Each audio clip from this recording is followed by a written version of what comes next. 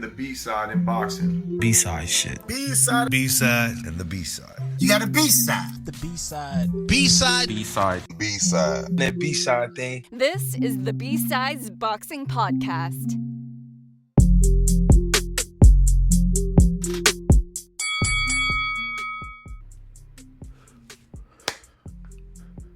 All right, that was an excellent audio check. Go me. Check, 1, 2, 1. Yeah, we're ready to rock here. It's been a minute since the Boxing B-Sides have convened. Joined once again, as always, by Drip Nada. The band is all here. I'm back, baby. Yup. How was your trip, Drip? It was good for 2 weeks just to kind of like see family and chill. It was like super low key. I really didn't do anything, but it was kind of nice to get away from the hustle and bustle. Yeah, that's always nice. The hardest thing, well, not the hardest, the most like detail I pay attention to is like my flight and my stay. But like itinerary as like what I'm doing, I just wing it. I land, then I'll figure it out. Yeah. I don't really plan too far ahead. Yeah. No, I'm more type A, but I don't do vacations like my friends do vacations. I have a list of things I want to see, but I don't really like eating at restaurants and stuff. So all day is just seeing stuff and then, a few drinks in the evening. But everyone else is like, oh, we have to go to these 6 restaurants. And I'm like, fucking why? Yeah, that's too much work. That's a little bit it's too just much. food. Yeah.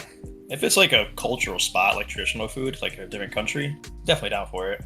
I like to try that stuff, but if I'm going like somewhere in America, I'm not too pressed. I've been Applebee's plenty of times. yeah, I find, especially here in Japan, too many restaurant meals in a row really fucks up my stomach. That reminds me, I got food poisoning in Greece. That sounds awful. I ordered a salmon in Greece, so I was like, we're on the water, should be fresh, right? Well, I played myself, but the gyros were good. Oh, I bet you the gyros were good. They were. Man. Phenomenal. So was the beach. The beach is really nice too. Nice clear blue water. All right. The homies over at Ultimate Effing Casual. We talk box over there from time to time. So we're going to chat a little bit on greased up people, dudes rolling around with each other. Hot. However Bob Arum put it. UFC 306, aka Noche UFC, brought to you by Riyadh Season, fucking sponsored by Cinnamon Toast Crunch, the taste you can see. I don't know. It's a bunch of bullshit. It's UFC 306, that's all it is. Headline by Sean O'Malley, the bantamweight champion versus Merab Dvalishvili. He's the guy with the hair, right? Sean O'Malley? Yeah. Yeah. I thought that said... I actually know who this is. I thought that said O'Malley versus McCrab. It looks like a McCrab from my angle right now, but... I thought you were throwing a joke or something. No. That's really good. Just from like where I'm sitting, it looks like McCrab. Yeah, O'Malley, the hair thing, I would say it's like a Chris Colbert type of thing. It's all coordinated with the outfit and everything.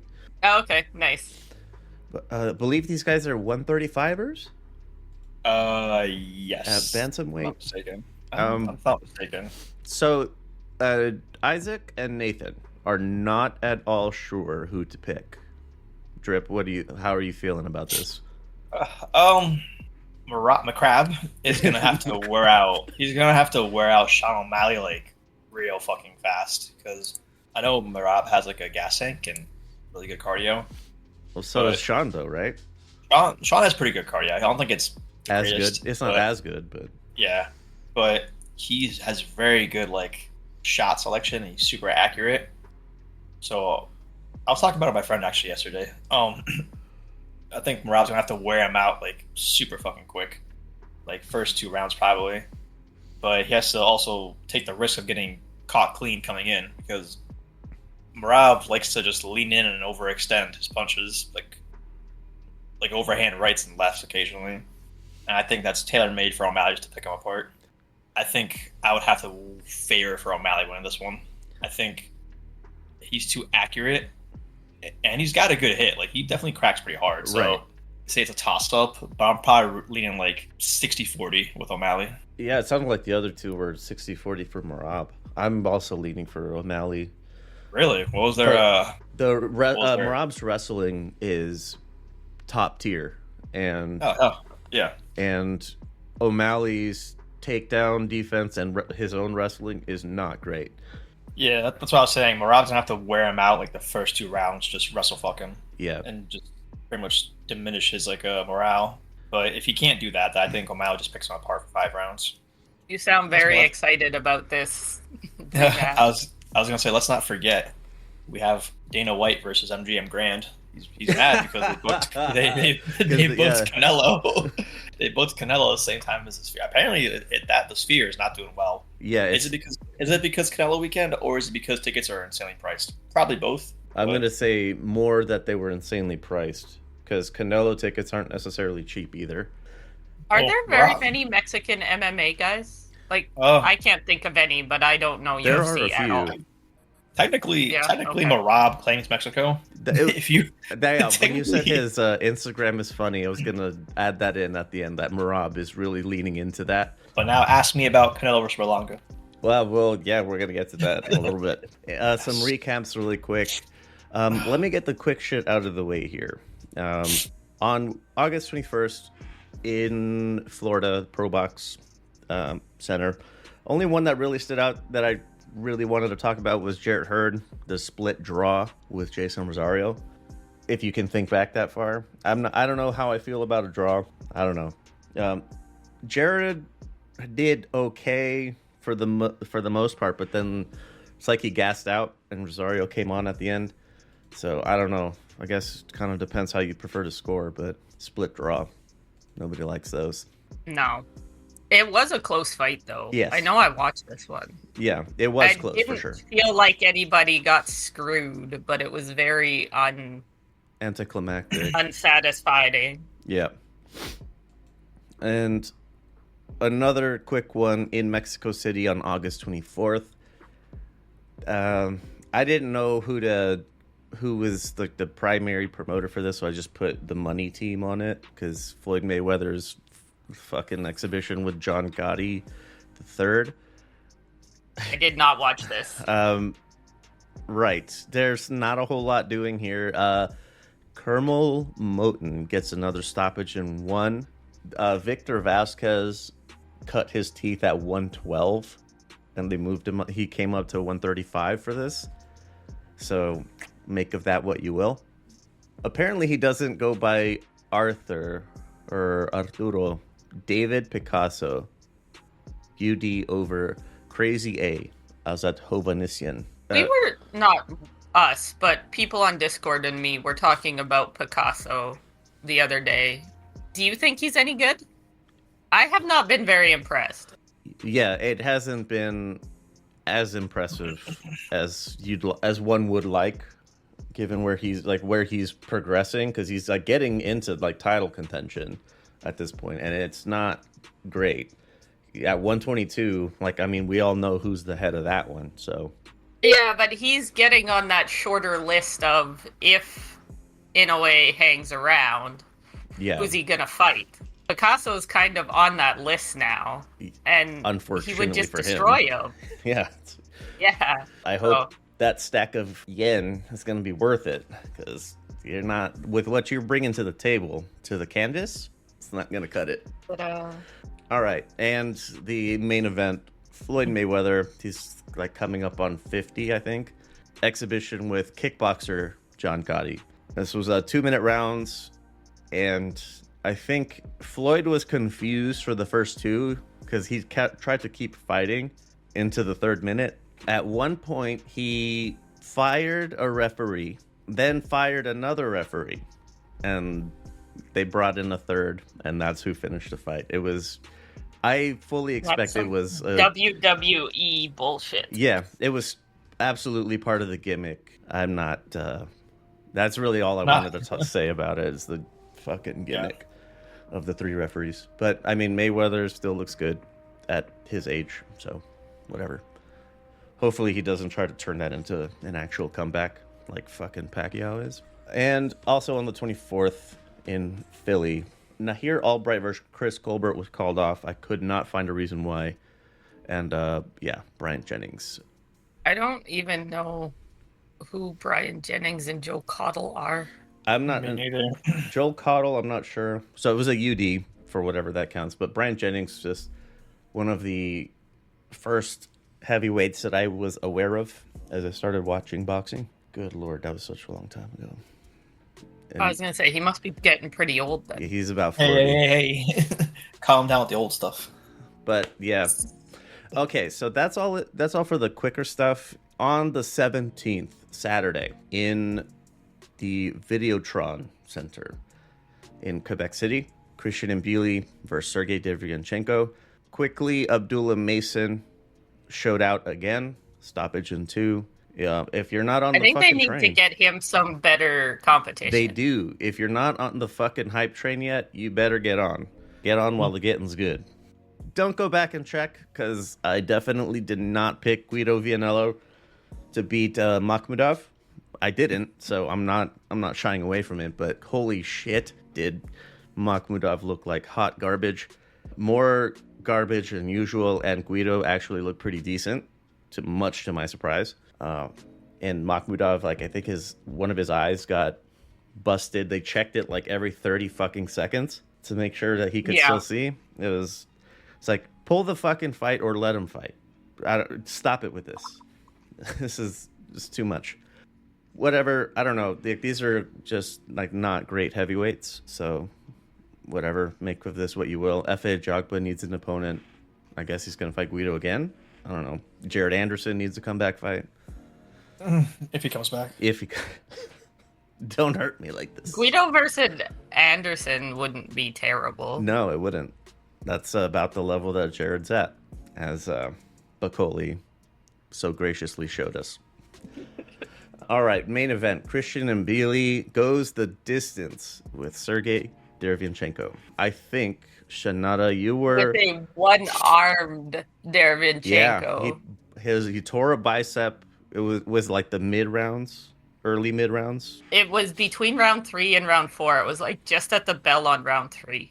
You were one of the few people going into it that was giving Derevyanchenko that he was going to survive the fight, more than likely. And a lot of people are... I did not expect him to blow a bicep and be so handicapped. and to still survive. And a lot of the people in Discord at the beginning of the fight, they were kind of giving you shit for it, because they're the old man and Christian Mbilli's a fucking monster. Derevyanchenko has the toughest body in boxing, I swear to God, and a hell of a chin. I know people, and I think the commentators were saying to stop it, but I think he really prides himself on having never been stopped. And his corner was like, can you finish the fight? And he was like, of course I can. And he went and did it, so... Yeah, I do remember a lot of people in Discord were saying, given that he's injured and he's getting hit a lot, there's really no reason to continue. Except I think this might be his last fight ever. I believe he did say that he was, if not retiring, very strongly leaning in that direction. Yeah, so if he was younger and had more fights, I definitely would have been on the just stop it, there's no point. Yeah. But I think Sergey would have been fucking devastated if they stopped it on him. Especially considering it's probably his last fight, and he's lost all of his really, big fights, but he's never been stopped, and he's fought the best, and I think that's really important to him. I think his coach knows him too, and he didn't seem like he was that hurt.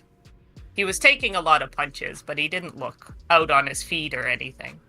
Yeah, he was, even if he couldn't use his arm, he was still able to defend with it. He wasn't able to punch, I should say, but he could still defend with it, since he didn't have to extend it. And I don't think Mbilli looked very good against a one-armed man. No, to be not honest. at all. That's where I was going to go next. I don't know. He should have been able to stop a one-armed Derevyanchenko, but Yes. he couldn't. Absolutely. I've been hearing a lot more of people saying that maybe he's not all that he's been cracked up to be. and I'm not sure if that's hyperbole in the moment. What do you think? I was never as high on Mbilli as other people are. I think he's really good, but I don't think he's special. But that's just me. He's 29. I think a two-armed Derevyanchenko, even at this age, would have beat him. If his arm didn't explode, I think he would have had a very good chance of beating him. People are starting to talk about Mbilli in the Canelo conversation. Ugh.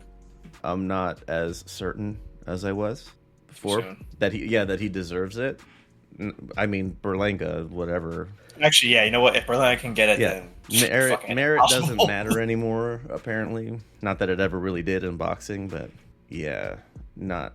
I so don't know. sure I anymore. think Mbilli's as good an opponent as any of the recent ones, anyways. Munguia, Berlanga, yeah, Mbilli is in that. Munguia, I thought was better. Yes. Mbilli fights one way, and that's the kind of way that gets you stopped fighting Canelo, I think. Mm-hmm. If they do feed him to Canelo, that might be the end of the Mbilli hype train. Oh, that would be Oh unfortunate. no, not a fraud check.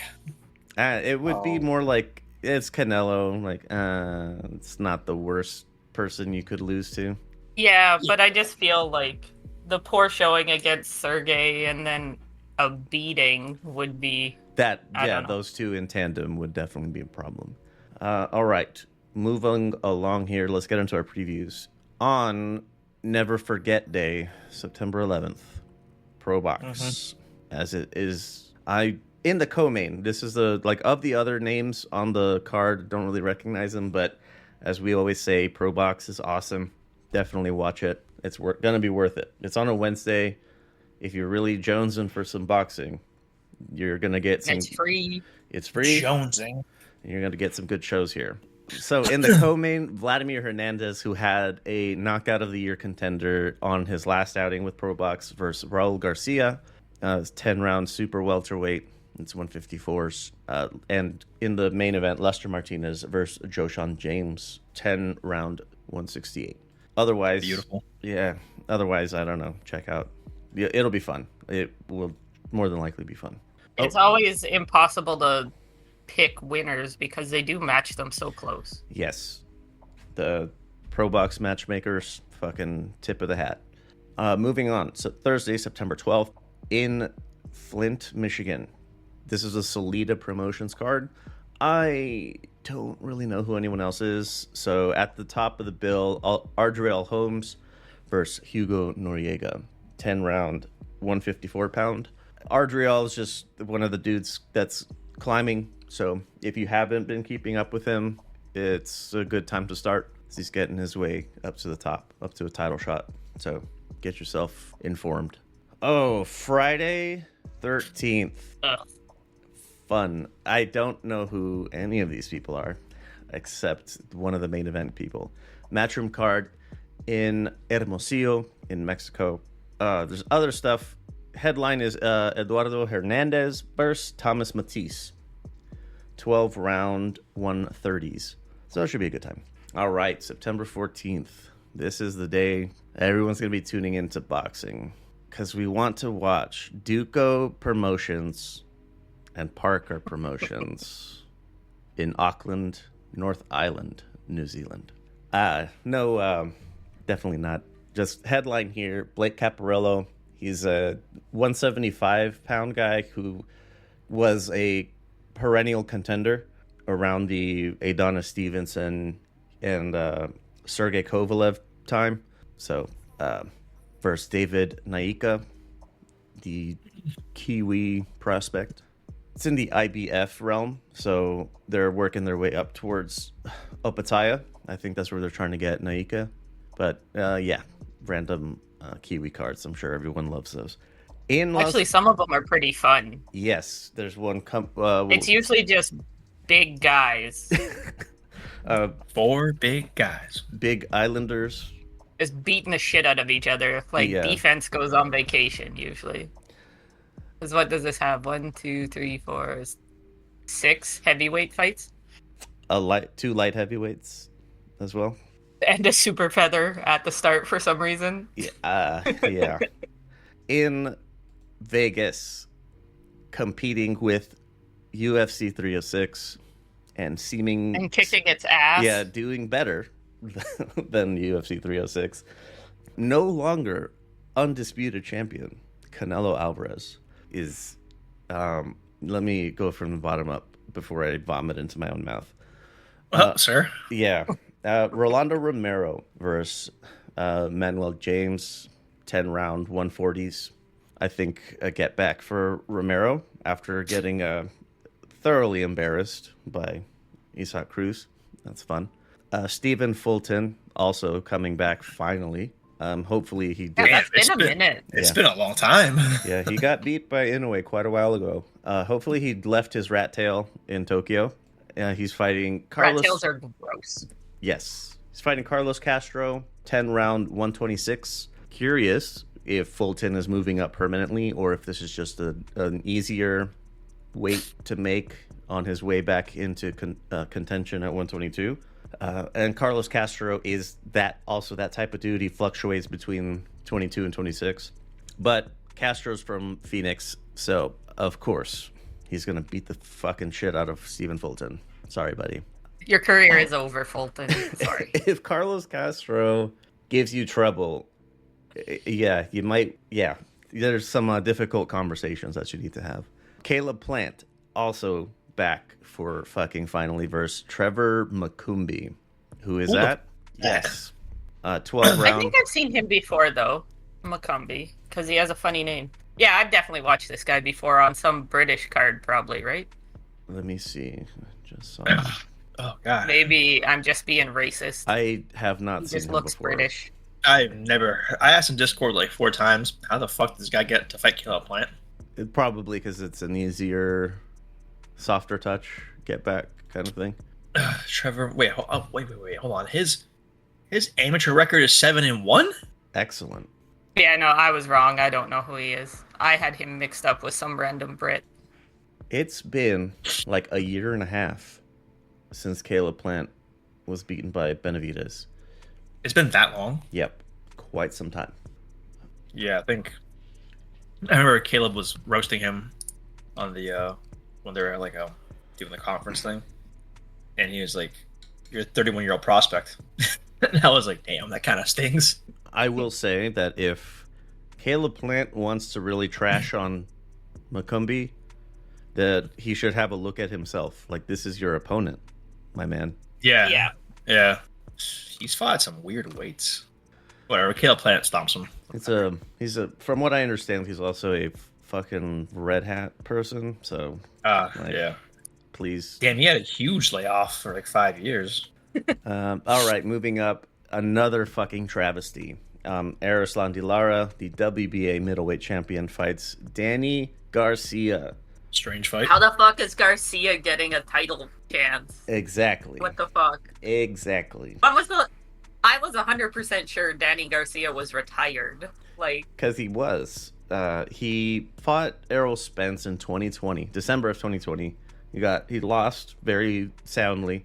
Came back at 154, fighting Jose Benavidez, which that went as well as it could, considering Benavidez has one functional leg.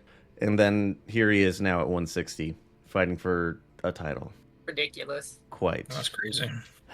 I don't really know what else to say about this, other than like what I've just outlined about Danny Garcia. I understand Arislan Lara is a little bit older, especially he's older than he says he is on paper. Still, there are other opponents you could have pulled up for this instead of Danny fucking Garcia. I kind of hope Lara wins. I would love for Danny Garcia to get fucking sparked and then sent back to whatever he was doing in Philly. Starting a clothing line that is hideous. Yeah. And taking pictures with his badass girlfriend. Not fat, like bad, but just she has butt implants or something. What did Garcia do to you guys? I actually like Danny Garcia, but him getting a title shot right away is bullshit. What Danny Garcia did to me specifically is... Show us on the doll where Mr. Garcia hurt you. Just point at the...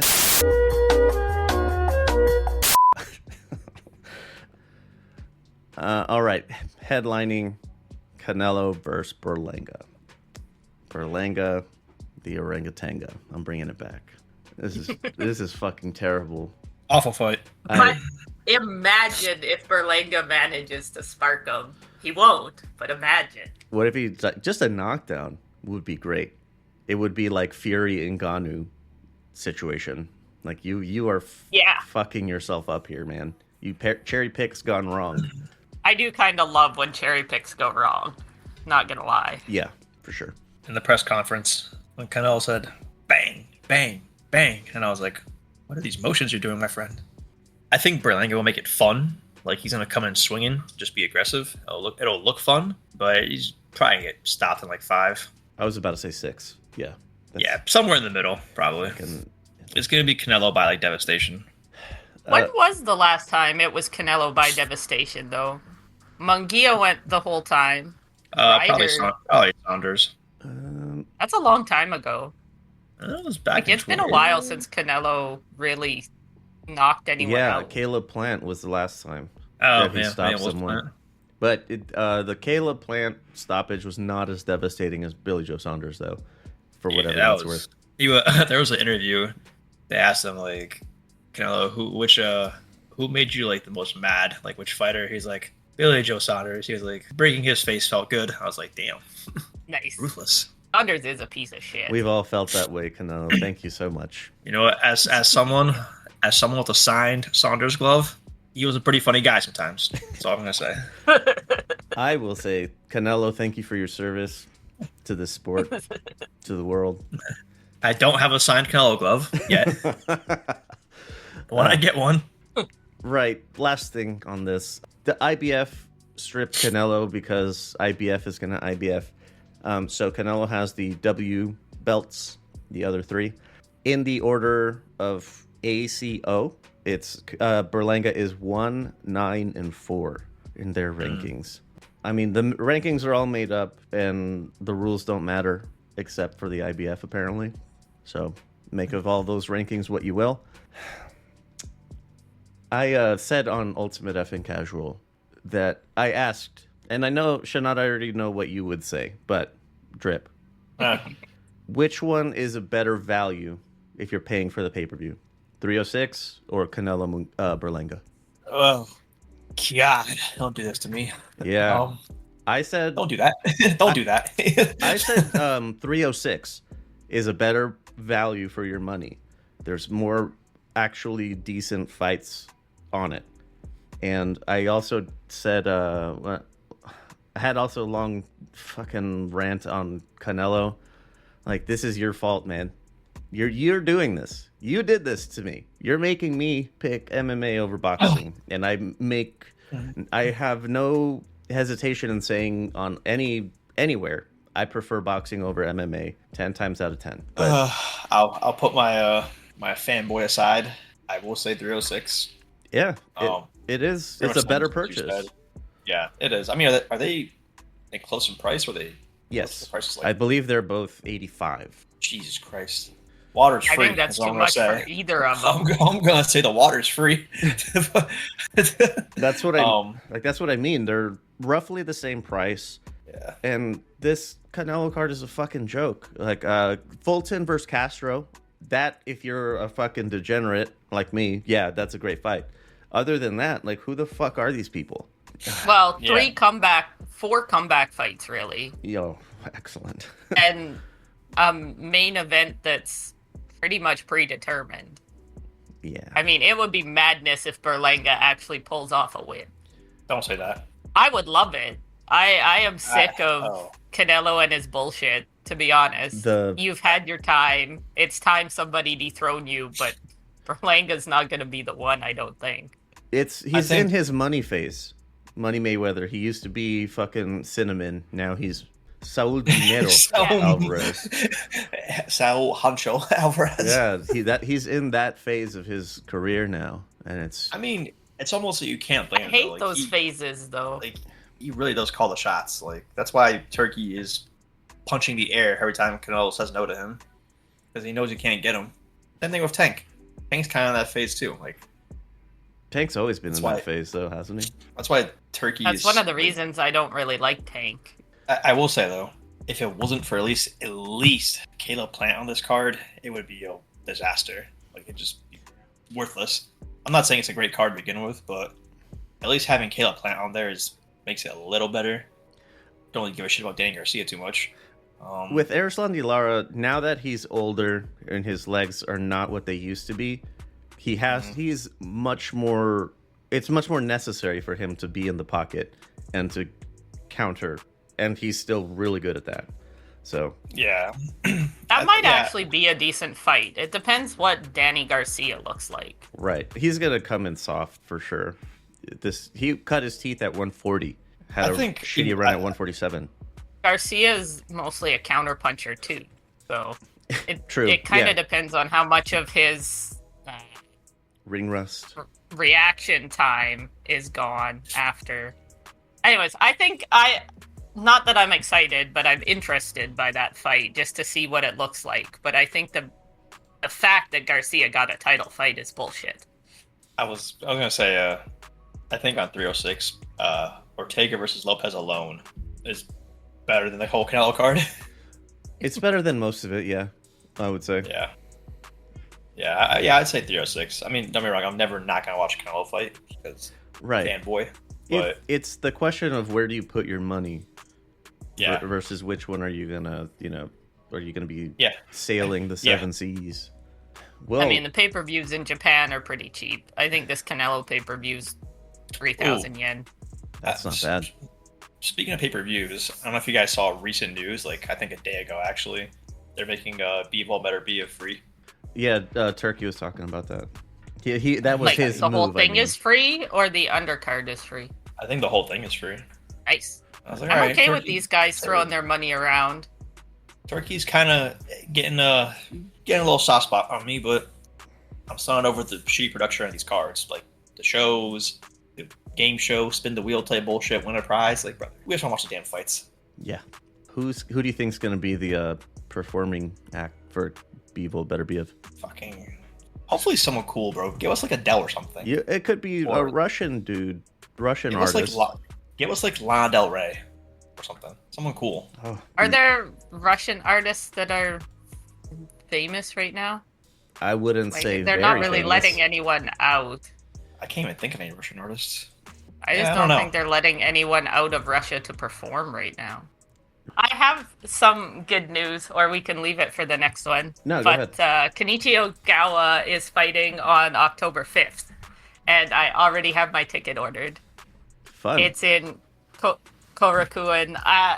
He's got his hair dyed red this time, and not the low-level Yakuza thug bleached with the black undercut. I don't know. He looks like a dorky old man with his hair dyed red. I'm still excited, but He's he needs to bleach it out. in this blood phase. Yeah, maybe. I should send you his last Instagram post. He really does look like what he is, like a 30-year-old man with his hair dyed a funny color. Instead, he doesn't have any leopard print on in the press photos. He's just dressed normal. I'm like, what are you doing, man? You're supposed to be an anime character. Get it together. What if he has a Muppet fur on his trunks to match Ugh. the hair? No. All right, let's wrap it up here. Let me get my fucking.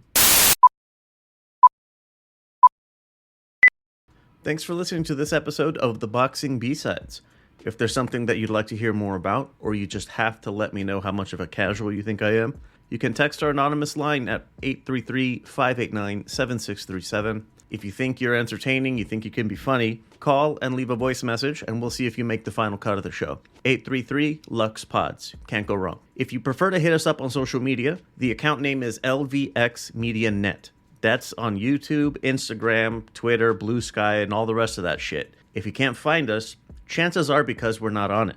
There's a lot of stuff that gets cut from the final releases, like the one you just heard, and it happens for all different kinds of reasons. If you want the raw audio from our lips straight to your ears, look us up on Patreon. LVX Media Net, just like everywhere else. Intro and outro tracks by Middle of Nowhere Beats. For more shows like the one you just listened to, go to lvxmedia.net. Parting words. What do we got?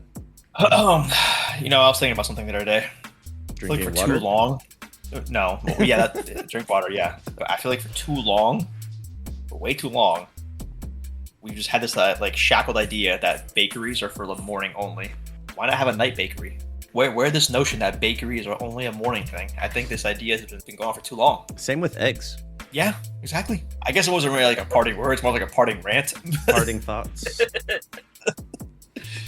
Shanada, you got anything? No, not really. Let's wrap it up here for this edition of the Boxing B-Sides. We'll see you next time.